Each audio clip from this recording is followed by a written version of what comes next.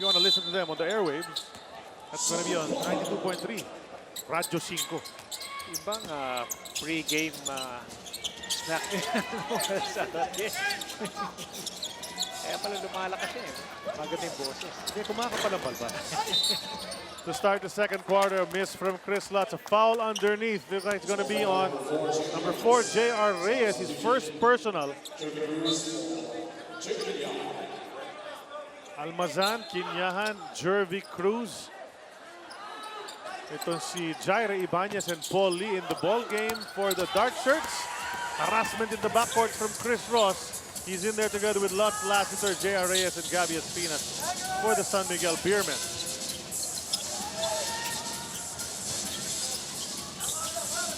Hand off to Paul Lee. Physical defense from Chris Ross. Aranya sees the lane. Missing that layup. Jervy Cruz, the putback, masyado malakas. Almazan, a third try at the hoop. Still can't get it. Aranya supalpal. Finally nakuha ng White Shirts. Good recovery there by San Miguel, pero binigyan nila ng ilang opportunities makakuha ng bola itong rain or shine. Lutz releases, no go. Ngayon, offensive rebound naman kay Gabby Espinas. Nowhere to go underneath. Forced to burn a timeout. Marami na rin naglalagon dyan, especially post-game, no? When we sign off sa TV5, there's more on sports5.ph. So tune in. The baseline drive. Lassiter had to kick it back out to his partner, Chris Lutz. Arwin Santos hit his first shot of the game. And right now, kanyang unang attempt sa second quarter, pasok din niya. It's a tough shot there by Arwin Santos. Good drive to the basket, pero ang lalim ng kanyang kinuha to be able to make that shot. Those long arms itong si Arwin Santos enables him to do things that other players cannot. Outside shot, Jervy Cruz, the man who hardly misses, has missed his first basket here. Coming back from injury also, trying to nurse himself back slowly to si Jervy Cruz. Some space created, Paul Lee. May foul na tinawag, hindi pumasok ang tira, but Lee will find himself at the 4.5-meter line. San Miguel coaching staff unhappy with the call. They were looking for that offensive foul because Paul just barreled his way in the shaded lane to get that post or that shot off Chris Ross. Apple, anong balita dyan? Pagbungad ni Assistant Coach Kaloy Garcia, pagbalik ng practice ng Rain or Shine, forget about last conference. Yung players nga daw, medyo sanay na dahil 4th heartbreak na nila to in 6 conferences. Sabi nga ni Bo Belga, hindi na namin kailangan magmukmok. Panibagong conference, panibagong trial for them to survive. Pero mas lumakas daw sila ngayon because they learned from the Commissioner's Cup how to handle pressure as a team. And this only makes them a tougher contender. Caroline Eric? Thanks, Apple, once again. Well, syempre, no, nakakailang championship na yan. So they're battle-tested, actually. They just haven't been able to get over the hump the past few times they've been in the finals. That's a 3 mula kay Paul Lee. Hatid sa atin ng PLDT Home Team Evolution. Turns your ordinary TV into an internet TV that halves the lead into just 3. San Miguel still up here in this ball game, and Rain or Shine only led once early on at 7-6. Supalpal ni Almazan si J.R. Reyes. J.R. Reyes, you know, he's already 6'6", pero si Almazan is quick on his feet to be able to challenge the shot. But a miss inside mula kay Paul Lee. They're going the other way. Chris Ross checks ahead. Sino nandun? Si Paul Lee. Banggaan. Blocking foul on the lethal weapon. Kanina pa yung dalawang yan, nagbabanggaan talaga eh. Because one guy is using his strength, yung isa naman quickness.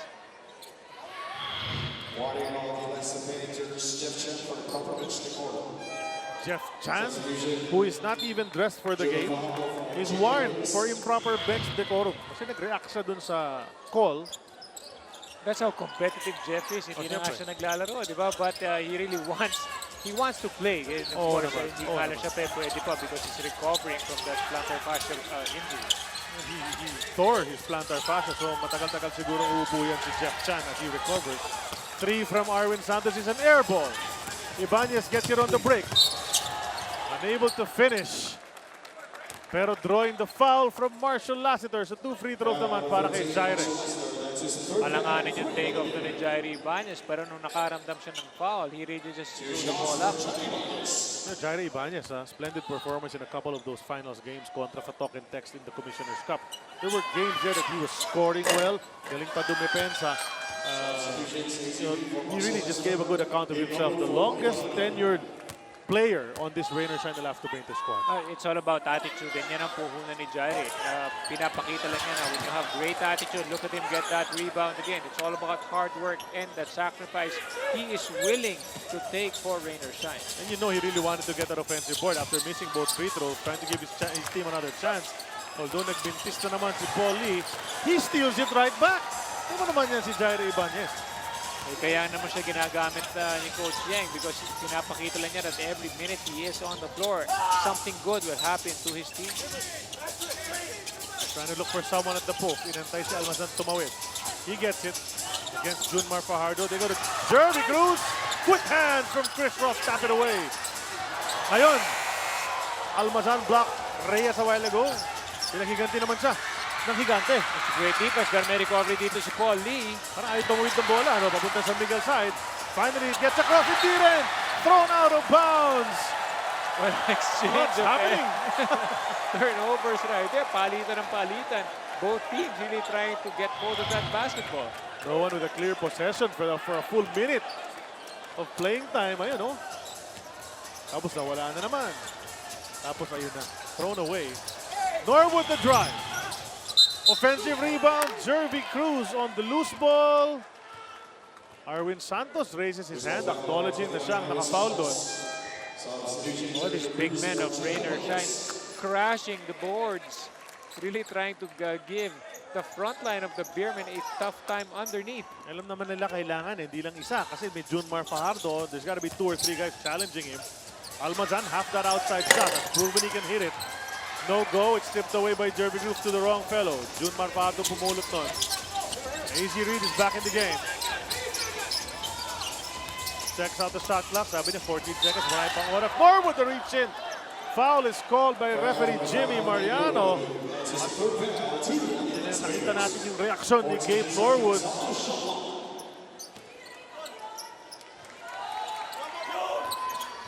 Tough call to make, especially if you're on the upper side of the court. The steal from Junmar Fajardo. Not able to control it on the wing. Jericho Cruz wanted to go reverse. Naabutan ng San Miguel Beermen. Ball will stay with Rain or Shine. So far, maganda naman ang pinapakita ng San Miguel Beermen, lalong-lalo na on defense because look at the score, mababa yung score, they make a mistake, nakaka-recover sila. That's something positive that the Beermen could draw from. Yun ang sinasabi ng mga San Miguel fans. Marcio, show us what you got. Kasi may mga stretches talaga na he can shoot the lights out, but they need him to bring it practically every ball game dahil hirap na sila bupensa. Well, para sa akin, Marcial's a great player. Kaya nga siya napunta sa Gilas 1 because he's such a great shooter and at the same time, a great defender. He was naging one of the best defenders in Asia. Normally, yung mga tough players ng ibang bansa, sa kanya pinapa-depense. So, it really speaks well for quality of the player. Marcial last time na ni Gabe Norwood. Norwood knocks down that 3 that's brought to us by PLDT Home Evolution. Turns your ordinary TV into an internet TV. Talk about great defenders. Siyempre, Gabe Norwood comes up in that same conversation. He will always be there. In my book, that's one of the toughest defenders. We've seen that even in the World Championship. Tama yun. Rebound taken by Junmar Fajardo gives his team another chance. We're all tied up at 27. 6 minutes at 30 seconds na natitira. Offensive foul, Chris Ross. Ross and Lee just going at it. Paul Lee with a smile on his face as he got up. Alam niya, on that play, he won that battle. Ilang beses na kasi natin nakikita yun nagbabanggaan sila. So the player na nabangga, naghahanap ng offensive foul. Ganon din naman on the other side, si Paul, naghahanap din sila. But the referees, yun, nakita na talaga nila doon na tinawag na nga nila yung naging yung kanilang nakita. So Chris Ross straight to the bench after that foul. Binalik na muli ito si Alex Cabagnot. Now he'll have the task of guarding Paul Lee. They go to Wendell McInnes who's back in the game. Can't see daylight. Norwood hit a 3 earlier. Ngayon, mas malapit na tira. Pumasok din. He's been very consistent quite consistent with his jumpers from the outside. You know, if you're a good defender, iniisip mo on the offensive end, nagiging useless na, but not with Gabe because he's also contributing from the outside. Junmar Fajardo is banged by one of the Raynor Shine frontliners. Who's it gonna be? Wendell McInnes. Tinawagan ng kanyang pangunang personal. So Junmar, I don't know if they called it a shooting foul. We'll find out. Timeout is called. Magbabalik kami. Nung pinuna ko yung limited touches ni Junmar last game, sagot niya, okay lang, it's not about just me. Pero sa nangyayari sa kanilang team yun, nare-realize daw niya na kailangan na niya maging vocal sa court. It's about time for him na talagang humingi ng bola. Charlie and Eric? Well, that's true. No? Eric, you know, sabi nga ng marami, when you have a guy as big as Junmar #1 and as polished offensively on that post as he already is, you need to go to him, you know, well, not all the time, but as often as you can whenever the opportunity is there. Pag nakasin na yan, kailangan ipasa mo. Well, you know, kahit anong angulo mo tingnan, Junmar will always be your asset and he will be your #1 offensive option because it's clearly seen that there's always a mismatch with Junmar Fajardo. Now, the problem is, if you are able to get him the ball at the wrong spot, then nagiging problem, nagiging liability siya because hindi mo may involve in the rest of the team. Everyone will just be watching off the ball. On that play, the ball never found its way to him. So, two-bit shot. Short and Raynor Shine on the attack once again. Lamang ng isa ang Elasco Painters. McInnes can't seem to get his game going. No? Hindi siya makapwesto doon sa poste. Ngayon, from the outside, makes his approach. Basket! Chance for a three-point play. Narinig tayo. Yun ang maganda kay Wendell McInnes na para sa akin, maladagdagan yung power game ng Raynor Shine. Lalo sa loob. Kita mo rito, it was Junmar in front of him. Binangga niya, and he was able to still make the basket. I think there's no question about the strength of this guy, Wendell McInnes. Let's hear from Apple once again. Sa first game ni Wendell McInnes with Raynor Shine, he compares himself to a kid waiting for Christmas. Alam daw niyang naghanda siya pero hindi niya alam kung anong i-expect. He is 80% excited and 20% nervous pero for the fans now, expect him to show a lot of energy, heart, and get a lot of offensive rebounds. Charlie? Well, he's done that already this game. Pero yun, nice feed mula kay Ronald Tubig setting up the Junmar Fajardo gentle jam. Ayaw niyang kapitan yung ring. Gentle jam lang. Parang pinasok lang. Top ring lang. Parang gano'n. But going back to Wendell McInnes, you already know that he's really a powerful player, you know, lalong-lalo na sa ilalim. And matagal na yun nandito because nung nasa finals pa ang Raynor Shine, nakikita na natin sa likod ng kanilang bench si Wendell McInnes. So, I'm sure he's quite familiar already with the kind of play that Raynor Shine is known for. Yun nga lang siyempre, kailangan mag-gel siya at makatulong siya sa koponan ng Raynor Shine. Look at that hustle. Mula kay Reed and Jericho Cruz. Abulan para sa loose ball. The ball will stay with the Beerman. Ito yung pasa kanina, around the defense. Gently laid in by the giant man. Lamang pa rin ang isa, Raynor Shine. Kabagnon wants it back. Short of the jumper, rebound taken by Jericho Cruz, who has shown yung kanyang activity on the court. Gusto ni Coach Yan Yao. He's always active. He will run the break very well. So those are his contributions. Pero yun nga, yung ball handling, naunahan doon si Wendell McInnes. On the fast break. Nagmadali si Spider-Man. 6 points na para sa kanya. Under 4 minutes to go first half. Norwood hit a 3 earlier. Make it 2. Mainit ka nga naman. You just have to keep on taking shots. 8 points already for Gabe.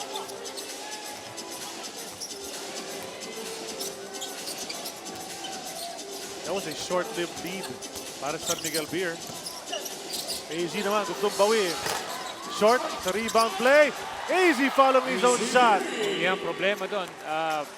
Nag-break out kagad, nag-leak out kagad yung, I believe that was Gabe kasi siya yung tumatao kay Arizona. Kaya nakakuha ng offensive rebound because hindi naka-box out. Jericho on the move. Bounces in. Playing quality minutes para sa koponan ni Coach Cheng. 6 points already for Cruz with those jumpers.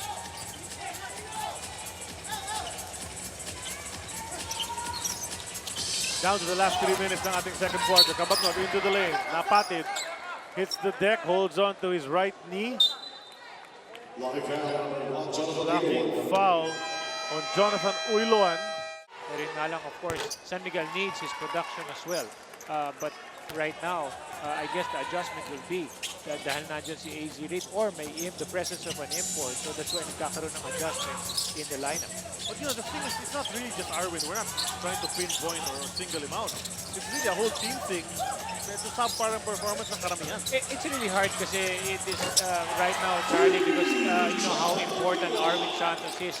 Lalong-lalo na nung sa All-Filipino. Remember, he nailed that crucial jumper against Rainer Shine, this very same team in the All-Filipino. There's a foul. Top the three-point line. Jonathan Uiloan, pangalawa na niya yan, having a difficult time guarding Alex Cabagnon. Ronald Tuwid mag-inbound, down to 14 seconds sa shot clock ng San Miguel Beer. Trailing by 4 after leading for most of this first half. Suddenly, they conceded the lead. And Rainer Shine wants to hang on to it. Cabagnon, turnaround jumper. What a sweet shot, parang off balance pa yun. Ang hirap nun because he had that fake spin. Tapos sabay fall away from the three. So ang bigat nung binitaw nun ni Alex. Nasipa ni Arwin Santos ang bola. No reset, stays at 17. 2:01 natitira sa ating first half rather. Charlie, kita mo grabe talaga yung pinakita ni Alex kapag not in that last play. Galing, he has that ability to make those shots under all sorts of pressure. And now, Rainer Shine, tinapo ng bola. Arwin will sit. Bitoy Umulon back into the ball game.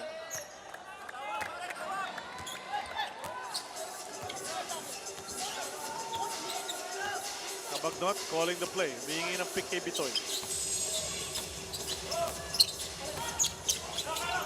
Gets it right back. He'll drive the lane. Back to the basket. Kado malakas ang Pectus. Tapos pag-rebound, may reach in pa si AZ Reed. Penalty situations. That's going to be free throws for the Elafto Painters. Sino bang na-foul doon? Is it Wendell or Raymond Almazan? I think it was Almazan.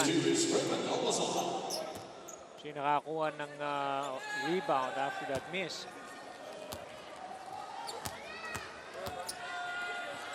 Raymond Almazan, 6'7" center. Some say 6'8" from the Letran College. Good leaping ability. Colegio de San Juan de Letran. Yung laking tulong ni Raymond Almazan kay Coach Yang.